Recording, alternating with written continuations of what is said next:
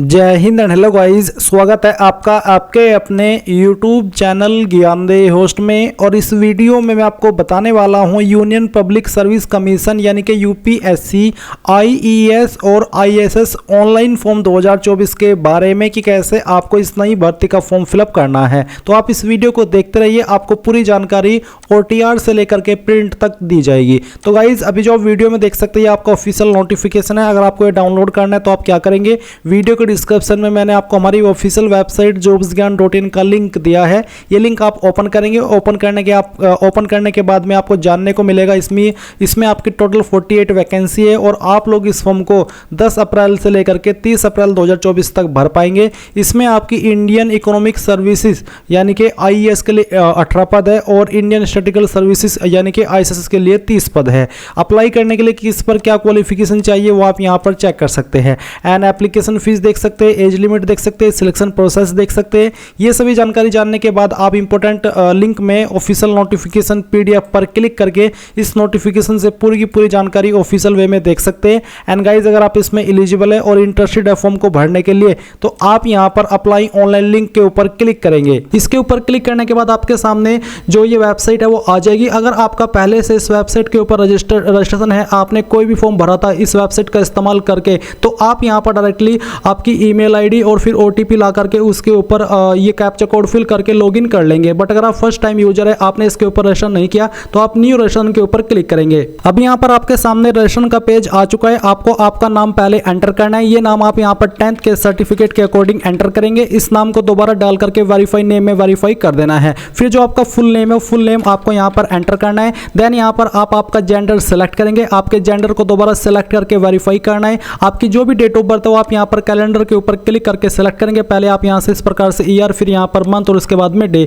तो इस तरह से आपकी DOB आ जाएगी। देन आपको आपकी DOB को दोबारा सेलेक्ट करके वेरीफाई करना है। इसके बाद यहाँ पर गाइज आपके सामने आता है फादर नेम। तो आपको आपका फादर नेम भी 10th के सर्टिफिकेट के अकॉर्डिंग देना है और फादर नेम को दोबारा डाल करके यहाँ पर वेरीफाई कर देना है। इसके बाद आप यहाँ पर आपकी मदर्स का नेम एंटर करेंगे एंड मदर्स के नेम को दोबारा डाल करके वेरीफाई कर देंगे। फिर आपको बताना कि आपका माइनॉरिटी स्टेटस है यानी कि आप माइनॉरिटी से बिलोंग करते हैं। अगर हाँ तो आप यस करें और यस करने के बाद आपको सेलेक्ट करना कि आपकी माइनॉरिटी कम्युनिटी कौन सी है। जो भी है वो आप यहाँ पर सेलेक्ट कर लेंगे। फिर आपको यहाँ पर आपका नंबर एंटर करना है। इस नंबर के अलावा कोई अन्य नंबर देना चाहते तो अल्टरनेट मोबाइल नंबर के अंदर दे सकते हैं, नहीं तो आप इसको खाली भी छोड़ सकते हैं। फिर आपको यहाँ पर आपकी ईमेल आईडी एंटर करनी है एंड अगर कोई अन्य ईमेल आईडी देना चाहते तो यहाँ पर दे सकते हैं। इसके बाद आता है board examination roll number class 10th यानी कि आपको 10th का रोल नंबर यहाँ पर एंटर करना है। इसके बाद आपको सिक्योरिटी क्वेश्चन सेलेक्ट करना है। ये सिक्योरिटी क्वेश्चन आपको तब काम आएगा जब आप अपना पासवर्ड भूल जाएंगे और आप उसको रिकवर करने की कोशिश करेंगे। तो कोई भी एक यहाँ पर क्वेश्चन सेलेक्ट कर लीजिए और उसका आंसर यहाँ पर दे दीजिए आपकी चॉइस के अकॉर्डिंग। फिर आपको यहाँ पर एक सिक्योरिटी क्वेश्चन 2 सेलेक्ट करना है और इसका आंसर भी दे देना है।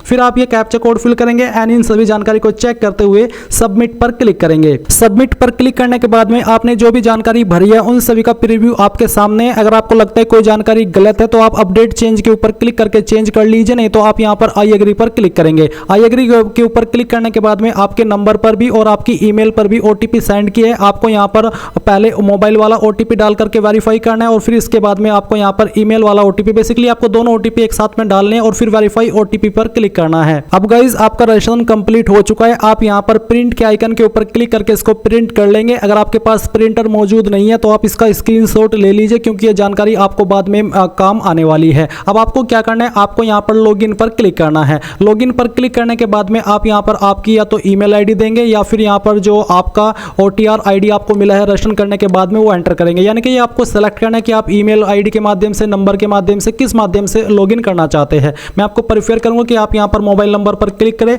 और यहाँ पर आपका नंबर एंटर करें, फिर गेट OTP पर क्लिक करें। इसके बाद आपके नंबर पर OTP जाएगा, वो OTP यहाँ पर डाल करके ये वेरिफिकेशन कोड फिल करते हुए लॉगिन पर क्लिक करना है। लॉगिन करने के बाद में आपके सामने कुछ ऐसा इंटरफेस आएगा। बेसिकली यहाँ पर आपको एक पासवर्ड क्रिएट करना है। आपको यहाँ पर न्यू पासवर्ड में एक पासवर्ड डालना है। पासवर्ड के अंदर आपका इंग्लिश का कैपिटल वर्ड, स्मॉल वर्ड, कोई स्पेशल कैरेक्टर और साथ ही डिजिट रहना चाहिए। इस तरह का आप एग्जांपल ले सकते हैं पासवर्ड के लिए और आपको यहाँ पर ये पासवर्ड दोबारा डाल करके वेरीफाई कर देना है। इसके बाद आप यहाँ पर सभी जानकारी को वेरीफाई करके सबमिट पर क्लिक करेंगे। सबमिट के ऊपर क्लिक करने के बाद में आपका यहाँ पर अकाउंट कंप्लीट हो जाएगा। अब आपके सामने यहाँ पर आपका इस तरह का इंटरफेस आएगा। अभी आपको लेटेस्ट नोटिफिकेशन इसके ऊपर क्लिक करना है। इसके ऊपर क्लिक करने के बाद आप यहाँ पर पहले नंबर पर आपकी ये वैकेंसी देख सकते हैं। अभी आपको इसमें अप्लाई करना है तो अप्लाई करने के लिए आप पहले नंबर पर एक ऑप्शन देखेंगे अपडेट एडिट OTR, यानी कि जो आपने वन टाइम रजिस्ट्रेशन किया है, अगर आप उसके अंदर कोई जानकारी एडिट करना चाहते हैं, अपडेट करना चाहते हैं तो आप कर लेंगे, नहीं तो आपको क्लिक हियर फॉर पार्ट 1 इसके ऊपर क्लिक करना है। ये इंस्ट्रक्शंस आपको यहाँ पर इनके ऊपर यस कर देना है कि हाँ मैंने रीड कर लिया है। अब गाइज यहाँ पर ऊपर की तरफ आपकी OTR की इन्फॉर्मेशन होगी और जो जानकारी आपको यहाँ पर भरनी है वो है आपकी एग्जामिनेशन एप्लीकेशन डिटेल। तो नेशनलिटी आपकी इंडियन रहेगी, मैरिटल स्टेटस आपको बताना, अनमैरिड, मैरिड, विडो, डाइवोर्सी जो भी है वो आप सेलेक्ट कर लीजिए। क्या आप विकलांग है, अगर हाँ तो यस, नहीं तो आप नो करेंगे। कास्ट कम्युनिटी आपकी कौन सी है, EWS, general, OBC, SC ST। अगर आप OBC है तो आपके सामने एक अतिरिक्त ऑप्शन आएगा कि क्या आप क्रीमी लेयर में आते हैं, अगर हाँ तो यस करेंगे, अगर नहीं तो आप नो करेंगे। अब ये कैसे पता चलेगा कि आप क्रीमी लेयर में है या फिर नहीं, तो जो आपका कास्ट सर्टिफिकेट है वो आपको पढ़ना है और उसी में आपको लिखा मिलेगा कि आप क्रीमी लेयर में आते हैं या फिर नहीं आते हैं। आपको बोला है कि यहाँ पर OBC non creamy layer certificate based on the income for the financial year 2023-2024 या फिर 2022-2023 या फिर 2021 एंड 2022 इश्यूड ऑन आफ्टर 1/4/2024, यानी कि जो सर्टिफिकेट है वो आपका यहाँ पर 1 अप्रैल 2024 का बना होना चाहिए। एंड बोला कि after the completion of financial year 2023-2024 but not later than the closing date of application, यानी कि फॉर्म भरने की लास्ट डेट से बाद का बिल्कुल नहीं होना चाहिए। अगर तब तक है तो 1 अप्रैल 2024 तक का बना हुआ है तो आप इस पर अप्लाई कर सकते हैं। इन 3 फाइनेंशियल ईयर में से किसी ईयर के अंदर भी वो बना होना चाहिए। अब गाइज यहाँ पर अगर आप OBC के अलावा SC ST सिलेक्ट करते हैं या फिर SC ST है तो आपको यहाँ पर कम्युनिटी सर्टिफिकेट नंबर देना होगा, जो कि आपके कास्ट सर्टिफिकेट के ऊपर आपको देखने को मिलेगा। अभी जो आप यहाँ पर वीडियो में देख सकते हैं ये एक कास्ट सर्टिफिकेट है OBC का। इसमें यहाँ पर मैं एग्जाम्पल के लिए आपको दिखा रहा हूँ, तो जो प्रमाण पत्र क्रमांक है यही आपका सर्टिफिकेट नंबर रहेगा, तो आप यहाँ पर डालिएगा। फिर यहाँ पर डेजिग्नेशन ऑफ इश्यूइंग, यानी कि किसके द्वारा ये सर्टिफिकेट जारी किया गया है, उस अथॉरिटी का नाम आपको देना है। तो सक्षम अधिकारी के सामने जो लिखा है तहसीलदार, इसका मतलब है कि ये सर्टिफिकेट तहसीलदार ने जारी किया है। तो जो भी आपके सर्टिफिकेट में सक्षम अधिकारी के बाद में लिखा है वही आप यहाँ पर अथॉरिटी सेलेक्ट कर लीजिएगा। कब कौन सी स्टेट के द्वारा जारी हुआ है, ये मेरा जो सर्टिफिकेट है वो यहाँ पर उत्तर प्रदेश के द्वारा जारी हुआ है, मैंने यहाँ पर उत्तर प्रदेश सेलेक्ट कर लिया। फिर कम्युनिटी सर्टिफिकेट डेट कब ये बना है, तो इस सर्टिफिकेट के अकॉर्डिंग 10 जनवरी 2024 में बना है। तो जिस डेट में भी आपका सर्टिफिकेट बना है वही डेट आप सेलेक्ट कर लेंगे। इसके बाद है अपनी शैक्षणिक हाईएस्ट क्वालिफिकेशन आपको बतानी है, तो जो यहाँ पर आप पास्ट, अपेयर्ड, अपीयरिंग ये सिलेक्ट कर लेंगे। एक ही ऑप्शन है जो कि आपको पता ही होगा कि कौन सी क्वालिफिकेशन से आप इसमें अप्लाई करने के लिए एलिजिबल है। अब आपको एड्रेस की जानकारी देनी है, तो जो भी आपका एड्रेस है वो आप यहाँ पर लाइन 1, 2, 3 के अंदर एडजस्ट कर देंगे। अपनी स्टेट यहाँ से सिलेक्ट कर लेंगे, डिस्ट्रिक्ट आपकी जो भी है वो आप सिलेक्ट कर देंगे एंड फिर आपका जो पिन कोड है वो आपको यहाँ पर डाल देना है। अगर आपका कोई दूसरा मोबाइल नंबर है तो वो आप यहाँ पर दे सकते, चाहे वो लैंडलाइन नंबर हो या फिर आपका टेलीफोन मोबाइल नंबर हो। तो ये देने के बाद में आप यहाँ पर नीचे कंटिन्यू के ऊपर क्लिक करेंगे। अब आपके सामने ऑप्शन है कि क्या आपको आयुष्मान के अंदर छूट चाहिए, अगर हाँ तो यस करिए, नहीं तो आप नो कर दीजिए और कंटिन्यू के ऊपर क्लिक कर दीजिए। अब फोटो आइडेंटिटी कार्ड में आपको कोई एक आईडी यहाँ पर सेलेक्ट कर लेनी है, जो भी आईडी आपने सेलेक्ट किया उसका नंबर डालिएगा, उसको दोबारा डाल करके वेरीफाई कीजिएगा।